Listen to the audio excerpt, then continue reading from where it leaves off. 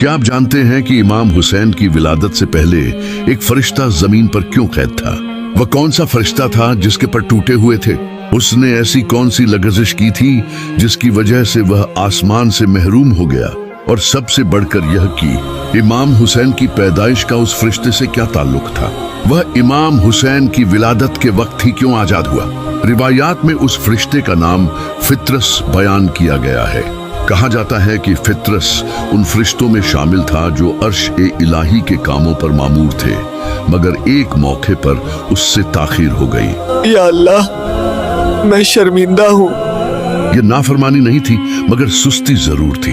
अल्लाह ताला के हुक्म में मामूली कोताही भी बड़ी आजमाइश बन जाती है।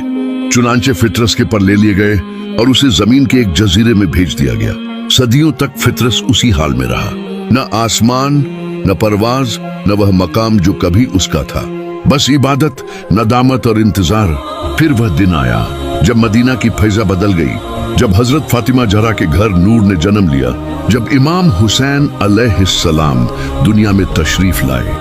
अल्लाह ताला ने जिब्राइल अमीन को हुक्म दिया कि 1000 फरिश्तों के साथ जमीन पर जाए और रसूल ए खुदा को इस अजीम नेमत की मुबारकबाद दे। जिब्राइल जब जमीन की तरफ उतर रहे थे तो उनका गुजर उसी जजीरे से हुआ जहां फित्रस बरसों से कैद था। फित्रस ने जिब्राइल को देखा तो बेचैन हो गया।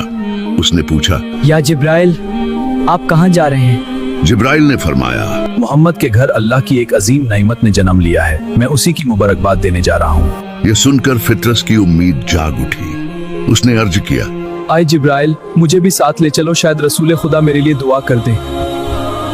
यहाँ एक और सवाल पैदा होता है, आखिर फित्रस को उम्मीद इमाम हुसैन से ही क्यों बंधी?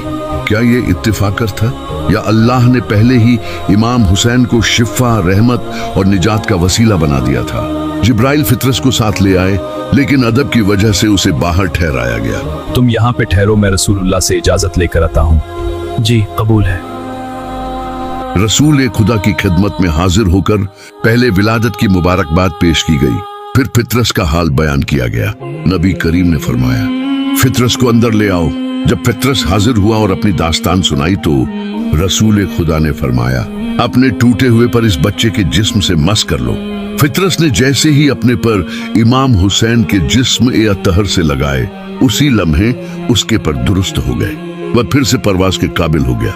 यह सिर्फ एक फरिश्ते की शिफा नहीं थी, यह ऐलान था कि इमाम हुसैन रहमत भी है और वसीला ए निजात भी।